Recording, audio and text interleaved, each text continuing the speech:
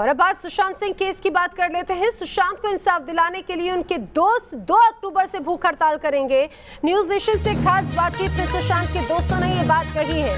दरअसल जिस तरह से सीबीआई जांच हो रही है, सीबीआई जांच में देरी पर सुशांत के दोस्तों ने सवाल उठाए हैं। बता दें, सुशांत सिंह राजपूत की मौत को 3.5 महीने से ज्यादा का वक्त हो चुका है, लेकिन इस सवाल का जवाब अभी तक किसी के पास नहीं है कि सुशांत ने सुसाइड किया है या फिर उनका मर्डर हुआ है। सुशांत केस की जांच कर रही देश की सबसे बड़ी जांच एजेंसी सीबीआई भी पिछले 41 दिनों से सुशांत की मौत का सच पता करने में जुटी है, लेकिन अभी भी सीबीआई के हाथ पूरी तरह से खाली है।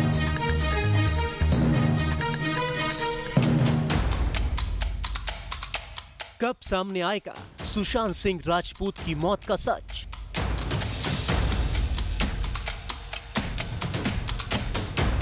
सुशांत के करीबियों ने सीबीआई जांच में देरी पर उठाए सवाल।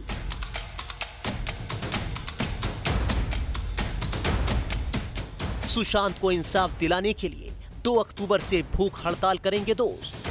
मरा हुआ हाथी भी लाख रुपए का होता है। मेरा दोस्त मरा, उस पे आप लोग राजनीति कर रहे हो। केस को भटकाने की कोशिश किया है, केस को दबाने की कोशिश की जा रही है। सीबीआई अपनी इंक्वायरी बक्से में डाल के बैठी है, क्यों वो जांच नहीं कर रही है? हम लोग अगर अनशन पे बैठ रहे हैं, इसके लिए बैठ रहे हैं कि आप पे प्रेशर क्रिएट हो। सुशांत सिंह राजपूत की मौत को 3.5 महीने से ज्यादा का वक्त बीत चुका है, लेकिन इस सवाल का जवाब अब तक किसी के पास नहीं है कि सुशांत ने सुसाइड किया या फिर उनका मर्डर हुआ। सुशांत केस की जांच कर रही देश की सबसे बड़ी जांच एजेंसी सीबीआई पिछले 41 दिन से सुशांत की मौत का सच पता करने में जुटी है, लेकिन उसके हाथ अब तक खाली हैं। इंसाफ में देरी से सुशांत के परिवार के साथ उनके दोस्तों का धैर्य भी जवाब देने लगा है। 41 दिन हो गया है सीबीआई को केस मिला है सुप्रीम कोर्ट के आदेश के बाद। उनको जो कार्रवाई करनी चाहिए थी वो नहीं हो रही है। सीबीआई अपनी इंक्वायरी बक्से में डाल के बैठी है, क्यों वो जांच नहीं कर रही है? सुशांत को इंसाफ दिलाने के लिए उनके दोस्त सुनील शुक्ला और दूसरे करीबियों ने अब 3 दिन की भूख हड़ताल करने का फैसला किया है और इसके लिए दिन भी 2 अक्टूबर यानी गांधी जयंती का तय किया है। हम लोग अगर अनशन पे बैठ रहे हैं, इसके लिए बैठ रहे हैं कि आप पे प्रेशर क्रिएट हो। एक मेरा मरा हुआ हाथी भी लाख रुपए का होता है। मेरा दोस्त मरा, उस पे आप लोग राजनीति कर रहे हो, अपनी रोटी सेक रहे हो, ये नहीं दिख रहा है? दरअसल सुशांत के दोस्त सुनील शुक्ला और उनके हाउस स्टाफ रहे अंकित आचार्य का आरोप है कि केस की पूरी जांच ड्रग्स एंगल पर आकर टिक गई है और केस में आगे क्या हो रहा है सीबीआई कुछ नहीं बता रही, जिसकी वजह से वो निराश हो चुके हैं। फर्स्ट डे से लड़ाई करते हुए आ रहे हैं, पुलिस की मतलब भरोसा नहीं था पुलिस का, सब एविडेंस मिटा दे रहे थे, तो हम लोग चिल्लाए तब सीबीआई नहीं आया। सीबीआई जब इन्वेस्टिगेशन करने लगा तो जब कोई बात नहीं, जब एनसीबी अपडेट दे रही है कि मैं कोई कातिल को पकड़ रहा हूँ, गुनहगार को पकड़ रहा हूँ, तो सीबीआई के तो अपडेट आना चाहिए था। मतलब ये केस को भटकाने की कोशिश की जा रही है। इससे पहले सुशांत सिंह राजपूत के फैमिली वकील विकास सिंह भी मीडिया के सामने आकर कह चुके हैं कि सीबीआई के लिए सुशांत सिंह केस प्राथमिकता नहीं रह गया है। परिवार को कुछ दिनों से एक ये एहसास जैसा हो रहा है कि कहीं न कहीं इस इन्वेस्टिगेशन को एक ऐसी दिशा में ले जाया जा रहा है जहां पर कि शायद सारी बातें ना आ पाए।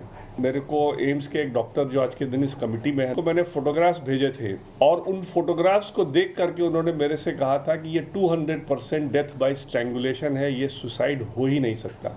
दरअसल जैसे जैसे वक्त गुजर रहा है, सुशांत के परिवार और उनके दोस्तों का सब्र जवाब दे रहा है। सुशांत की विसरा रिपोर्ट सामने आने में हो रही देरी पर भी सवाल उठाए जा रहे हैं। सुशांत के परिवार, दोस्त और करीबियों का तो यहाँ तक आरोप है कि केस को भटकाने की कोशिश हो रही है। मतलब ये केस को भटकाने की कोशिश की जा रही है। आप समझ रहे हैं मेरी बात? केस को भटकाने की कोशिश किया है, केस को दबाने की कोशिश की जा रही है। जितने भी फैंस हैं उन सब मुझे पूछ रहे हैं कि सीबीआई क्या कर रही है, तो उनको मतलब सीबीआई जो अपडेट दे, कुछ ना कुछ तो अपडेट है, जैसे एनसीबी दे रही है, जैसे अपडेट दे रही है, तो सीबीआई भी कुछ ना कुछ अपडेट दे। इस बीच एम्स ने सीबीआई को फॉरेंसिक रिपोर्ट सौंप दी है, जिसके बाद सीबीआई एम्स की रिपोर्ट का विश्लेषण करने में जुट गई है। सीबीआई को ऑटोप्सी और विसरा की जांच रिपोर्ट सौंपी गई है। सीबीआई दूसरे साक्ष्यों से रिपोर्ट का मिलान करेगी और फिर रिपोर्ट के आधार पर सीबीआई अपनी जांच आगे बढ़ाएगी। वहीं एम्स के चेयरमैन डॉक्टर सुधीर गुप्ता की माने तो इस केस में जल्द बड़ा खुलासा हो सकता है। डॉक्टर सुधीर गुप्ता के मुताबिक एम्स और सीबीआई में कई मुद्दों पर एक राय है। हालांकि एम्स की तरफ से इस बाबत कोई खुलासा नहीं किया गया है।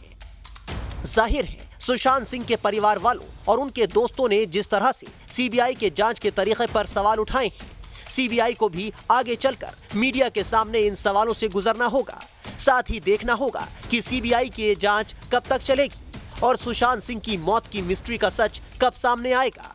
फिलहाल 2 अक्टूबर से सुशांत को इंसाफ दिलाने के लिए उनके दोस्तों की भूख हड़ताल करने का फैसला कहीं न कहीं जांच एजेंसियों पर भी दबाव बढ़ाता दिख रहा है। Team news nation. Sushant Singh case में अहम आरोपी रिया चक्रवर्ती की जमानत पर बॉम्बे हाई कोर्ट आज सुनवाई करने वाली है। बता दें, एनसीबी ने हलफनामा दिया है और रिया की जमानत याचिका का विरोध किया है। एफिडेविट में एनसीबी ने एक बड़ा आरोप लगाते हुए कहा है कि रिया को सुशांत के ड्रग्स लेने की पूरी जानकारी थी। रिया ने सुशांत का सच सबसे छिपाया। रिया ने सुशांत के लिए ड्रग्स मंगवाए और उसके पैसे भी दिए। इतना ही नहीं, सुशांत के लिए ड्रग्स फाइनेंस करती थी रिया।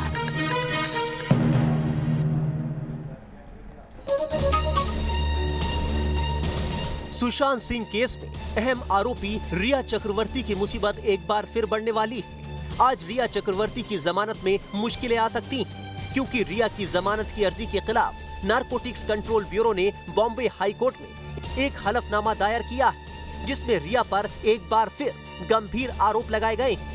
एनसीबी के हलफनामे में कहा गया है कि रिया एक ड्रग सिंडिकेट की एक्टिव सदस्य है। रिया ने सुशांत के लिए नशीली चीजें खरीदी। रिया को सुशांत के ड्रग्स लेने की जानकारी थी। रिया सुशांत के लिए ड्रग्स के इंतजाम करती थी। रिया ने कई बार अपने घर में नशीले पदार्थ रखे। एनसीबी ने इन आरोपों के आधार पर रिया की जमानत का विरोध किया है। दरअसल रिया के वकील ने उनकी और उनके भाई शौविक के जमानत की मांग करते हुए कोर्ट में कहा था कि सुप्रीम कोर्ट के आदेश के अनुसार इस तरह के मामले में आरोपी को रिमांड में रखना एनसीबी के अधिकार क्षेत्र में नहीं है। जिसके बाद रिया के वकील की इस अपील पर एनसीबी ने कोर्ट में एफिडेविट दिया। वहीं रिया चक्रवर्ती ने एनसीबी के आरोपों पर कहा है कि सुशांत ने ड्रग्स की खातिर उनका और अपने दूसरे करीबियों का इस्तेमाल किया। अक्यूज्ड के कहने से किसी का नाम अगर जोड़ा नहीं जा सकता इतने आसानी से। अक्यूज तो 10 आदमी को बदनाम करना चाहेगी। इस केस में भी अक्यूज ने कहा है कि सुशांत सिंह के लिए ड्रग्स खरीदती थी।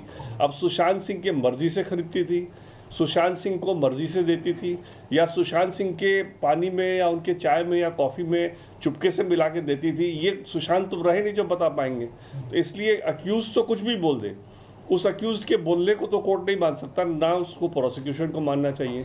साथ ही रिया ने अपनी रिहाई की गुहार लगाते हुए दूसरी जमानत अर्जी में कहा है कि मुझे निशाना बनाए जाने की कोशिश हो रही है। मेरे खिलाफ 3 केंद्रीय एजेंसियां जांच कर रही हैं, लेकिन मेरे खिलाफ किसी को कोई सबूत नहीं मिला।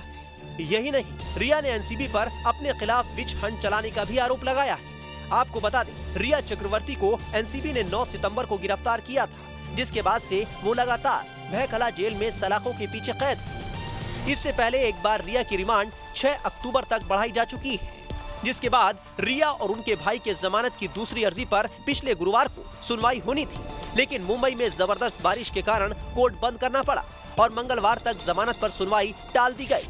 और आज जब उनकी जमानत पर सुनवाई होनी थी, तो उसके पहले एनसीबी ने विरोध जताते हुए हलफनामा दायर कर दिया। अब देखना होगा कि एनसीबी के इस एफिडेविट पर हाई कोर्ट क्या संज्ञान लेती है और रिया की जमानत पर इसका क्या असर पड़ता है। Team news nation.